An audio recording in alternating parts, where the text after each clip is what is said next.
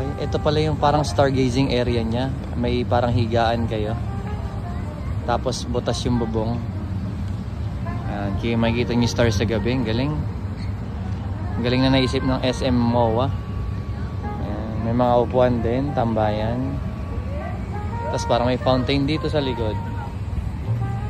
Ayan, parang may fountain. Siguro sa gabi may ilaw yan. Hindi lang natin sure.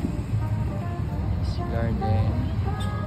Okay, tapos kita mo na yung Manila Bay.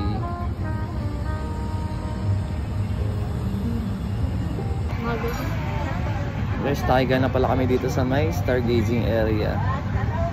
Ito pala siya.